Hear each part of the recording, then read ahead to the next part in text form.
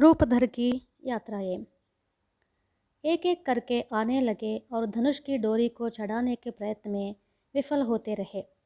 यह देखकर दुर्बुद्धि ने काली को बुलाया और उससे कहा, अरे, इस धनुष पर चर्बी चढ़ाओ और आग पर सेको।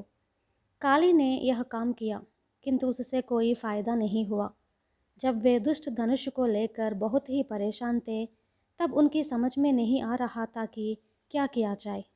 तब सुवारों का रखवाला व पशुपालक बाहर गए। रूपधर भी बाहर गया। उसने उन्हें अपने पास बुलाकर धीमे स्वर में कहा, मैं जो कहने जा रहा हूँ ध्यान से सुनो। अगर आपका मालिक रूपधर आ जाए तो उसके लिए आप क्या करेंगे? जो दुष्ट है क्या उनका विरोध करेंगे, उनसे लड़ेंगे और अपने मालिक का साथ देंगे? अपने मन की बात साफ साफ कहो। जब उन्होंने कसम खाई कि हम अपने मालिक के लिए अपने प्राण भी न्योछावर करेंगे, तब रूपधर ने उनसे कहा, मैं ही रूपधर हूँ। तुम दोनों मेरे लौटने पर खुश होने वालों में से हो। भगवान की कृपा से अगर मैं इन शत्रुओं का विनाश कर पाऊंगा तो तुम दोनों को मुँह मांगा इनाम दूंगा, खेतें दूंगा, घर दूंगा। अगर तुम्हें शक हो कि मैं रूपधर नहीं हूँ तो यह दाग देखो। उसने उन्हें अपने पैर पर जो दाग था दिखाया। दोनों सेवक अपने मालिक को देखकर हर्ष विभोर हो गए।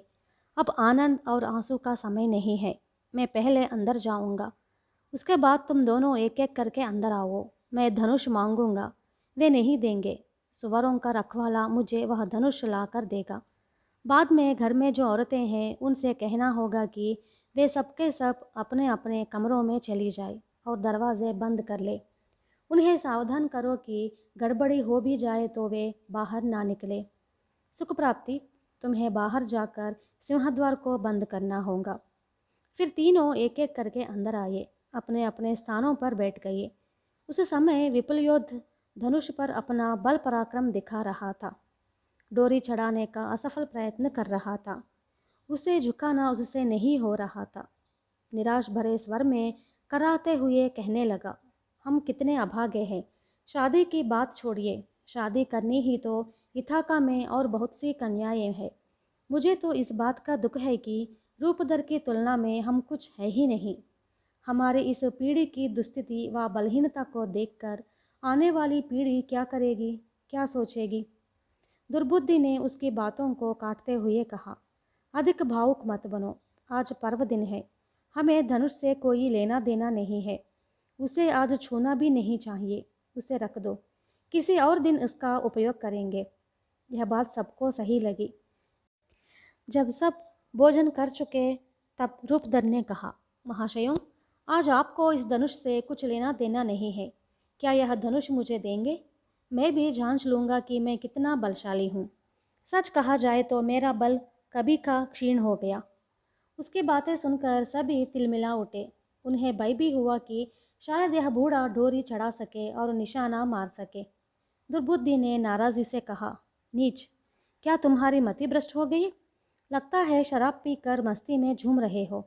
वह खूब चढ़ चुकी है।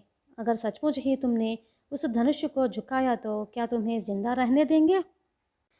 दुर्बुद्धि, यह वृद्ध मेरे पुत्र का अतिथि है। उसे धनुष देने से क्यों मना कर रहे हो? क्या तुम्हें इस बात का डर है कि धनुष झुकाकर वह मुझसे शादी करेगा?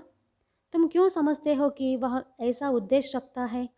पद्ममुखी ने क्रोध भरे स्वर में कहा, हमें ऐसा कोई भय नहीं, परंतु जिस धनुष को हम झुका नहीं सके, जिसमें डोरी बांध नहीं सके, यह बूढ़ा अगर ऐसा कर पाएगा तो हमारा यह घोर अपमान है।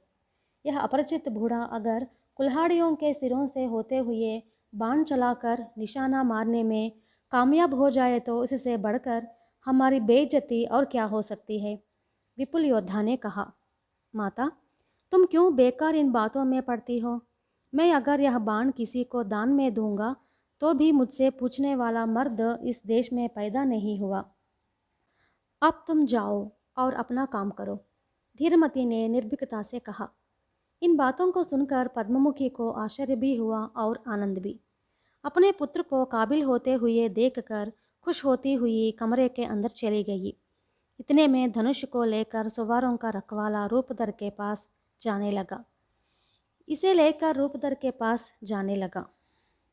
यह देखते हुए सभी चिल्ला पड़े। इनकी चिल्लाहटों से घबराए हुए सवारों के रखवाले ने धनुष जमीन पर रख दिया, किंतु धीरमती ने उसे प्रोत्साहित करते हुए कहा, उनके बकवास से तुम्हारा क्या वास्ता, तुम अपना काम निर्भीक होकर करो। सवारों के रखवाले ने धनुष उठाया और उसे रूपधर को दिया। फिर वह स्त्रियों के पास जाकर बहुकीर्ति से बोला, छोटे मालिक की आज्ञा है, वे चाहते हैं कि सब स्त्रियां कमरों में चली जाए और दरवाजे बंद कर ले। कोई गड़बड़ी हो भी जाए वे बाहर ना झांके। उसकी समझ में नहीं आया कि यह सब कुछ क्या हो रहा है। फिर भी उसने सवारों के रखवाले के कहे मुताबिक आवश्यक प्रबंध किया। सुख प्राप्ति ने सिंहद्वार बंद किया और चुपके से अंदर चला गया। इतने में रूपधर ने धनुष को अपने हाथ में लिया और इधर से उधर घुमाते हुए देखने लगा। सबकी आंखें उसी पर केंद्रित थी। लगता है धनुष व बाणों का ज्ञान रखता है। अगर डोरी भी चढ़ा सके तो निशाना क्या मारेगा, करने दो उसे जो करना है। यूं उन लोगों ने तरह तरह की टिप्पणियां की। रूपधर ने बड़ी ही सुगमता से डोरी चढ़ाई और धनुष को बाएं हाथ में लेकर दाएं हाथ से डोरी को झंकृत किया। उससे बड़ी ही अच्छी ध्वनि निकली। यह देखकर सब स्तंभित रह गए। रूपधर ने एक अच्छा बाण तरकस से निकाला और निशाने को देखते हुए बाण ऐसा छोड़ा जो कुल्हाड़ियों के सिरों से होते हुए लक्ष्य को आसानी से भेद सका।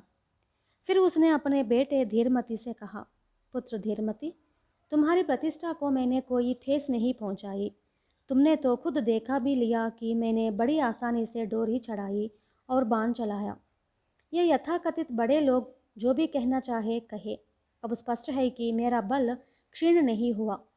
इन महाशयों के लिए रात के भोजन का प्रबंध करो, इसके बाद विनोद कार्यक्रम तो यथावत संपन्न होंगे ही, कहकर उसने इशारा किया। धीरमती फौरन एक हाथ में तलवार और दूसरे हाथ में बर्छी लेकर अपने पिता के पास आकर खड़ा हो गया। रूपधर ने अपने फटे पुराने कपड़े निकाल दिए और फेंक दिया। छलांग मारकर वह चौखट पर खड़ा हो गया और बाकी बाणों को अपने पैरों के पास फैला लिया। अभी असली खेल शुरू होने जा रहा है। मैं एक और निशाना बांधने जा रहा हूँ। इसके पहले किसी और ने ऐसा निशाना बांधा नहीं होगा, कहते हुए उसने बाण दुर्बुद्धि पर चलाया। दुर्बुद्धि अथवा किसी और ने भी सपने में भी सोचा नहीं होगा कि वह बाण उसी पर चलाया जा रहा है और वह उसका शिकार होने जा रहा है। उस समय दुर्बुद्धि एक बड़े आकार की सुराही को दोनों हाथों से उठाकर शराब पी रहा था। तब वह बाण सीधे उसके कंठ में चुभ गया। सुराही उसके हाथों से नीचे गिर गई और धड़ाम से दुर्बुद्धि जमीन पर आ गिरा। दूसरे ही क्षण हाहाकार मच गया। सब अपने अपने आसनों से उठे और हथियारों के लिए दीवार की ओर देखने लगे, पर दीवारों पर कोई हथियार नहीं था। एक मनुष्य को मार डालोगे? दुष्ट, अभी मजा छकाते हैं, तुम्हें मारकर ही दम लेंगे। बौखलाते हुए वे चिल्लाने लगे। तब भी उन्होंने सच नहीं जाना। उनका तो समझना था कि अनजाने में संयोगवश घटी घटना है। रूपधर ने अपनी बाहें चढ़ाते हुए उनसे कहा, अरे कुत्तों, तुम लोग समझते थे कि मैं ट्रॉय से नहीं लौटूंगा। इसी साहस के बल पर तुम लोगों ने मेरे घर को घेर लिया और मेरी सारी जायदाद खत्म करते रहे। मेरी दासियों को अपना बना लिया। मेरे जीवन काल में ही मेरी पत्नी से विवाह करना चाहा। मुझसे भी नहीं डरते। अब यमपाश से बचना असंभव है। भय के कारण किसी के भी मुंह से बात नहीं निकली। केवल विपुल योद्धा कहने लगा, अगर सचमुच तुम रूपधर हो तो तुम्हारी बातों में सच्चाई है। हमसे बड़ी गलतियां हुई, हमने बड़े बड़े अन्याय किए। इन सब का मूल कारक है दुर्बुद्धि। वह केवल तुम्हारी पत्नी के लिए यहाँ नहीं आया, वह तुम्हारे बेटे धीरमती को मारना चाहता था और सारी जायदाद हड़पना चाहता था। हम तुम्हें हर्जाना देंगे, जो शराब पी उसका दाम चुकाएंगे, चंदे लेकर धन जुटाएंगे। हम में से हर कोई 20 बैल देंगे। दुष्टों, तुम लोगों ने जो मनमाना किया उसका एक ही दंड है, वह है तुम लोगों के प्राण। तुम में से हर एक की जान लूँगा, रूपधर ने कहा। विपुल योद्धा ने अपने अनुचरों से कहा, भाइयों, यह हमें मार डालने पर तुला है। तलवार निकालो और एक साथ इस पर हमला कर दो, देखते हैं कितनों को मार सकेगा। उसने चिल्लाते हुए वार किया रूपधर पर। दूसरे ही क्षण रूपधर का बाण उसकी छाती में चुभ गया। बाकी सब लोग रूपधर पर पिल पड़े। धीरमती ने अपनी भर्ची से कुछ लोगों को मार डाला। फिर उसने अपने पिता से कहा, पिताजी, आपको सुअरों के रखवाले और पशुपालक के लिए अभी हथियार ले आता हूँ। बाण खत्म हो जाए इसके पहले ही ले आना, रूपधर ने कहा। धीरमती कमरे में गया जहाँ ढाल, बर्चियाँ, शस्त्राण थे। उन्हें लेकर वह तुरंत लौटा। चारों ने हथियार अपने हाथ में लिए और दरवाजे के सामने खड़े हो गए, जिससे कोई भाग न सके। बाणों के खत्म हो जाने के बाद रूपधर ने धनुष को नीचे रख दिया और बर्चियाँ अपने हाथ में ली। तब तक कुछ लोग मर चुके थे और कुछ जीवित थे। तब काले ने अपने मालिक की सहायता की। वह पीछे से गया और कमरे में घुसकर बर्चियाँ व ढाले ले आया। रूपधर ने जब यह जाना तो उसने कहा, धीरमती, लगता है कि घर की दासियाँ इनकी मदद कर रही है। गलती मुझसे हुई पिताजी, ताला लगाना भूल गया, कहकर वह और सुअरों का रखवाला ताला लगाने दौड़े दौड़े गए। दूसरी बार जब काली कमरे के अंदर घुसा तो सुअर के रखवाले ने उसे पकड़ लिया। बाद में दोनों पक्षों में बच्चियों से लड़ाई हुई। भाग्यवश शत्रुओं की एक भी बच्ची से रूपधर या धीरमती घायल नहीं हुए, पर उनकी फेंक की बच्चियों से बहुत से शत्रु मर गए। जब बच्चियां खत्म हो गई तो वे द्वंद्व युद्ध करने लगे। उस दिन देवताओं की कृपा दृष्टि रूपधर पर थी। सबके सब शत्रु मर गए। दो शत्रुओं को उसने जान बख्शी, क्योंकि वे नादान थे। विशाल कमरा शवों से भर पड़ा था। रूपधर ने बूढ़ी दासी को बुलाकर कहा, दासियों को बुलाओ और यह कमरा धोकर साफ करवाओ। नौकरों से कहा कि इन शवों को बाहर ले जाओ।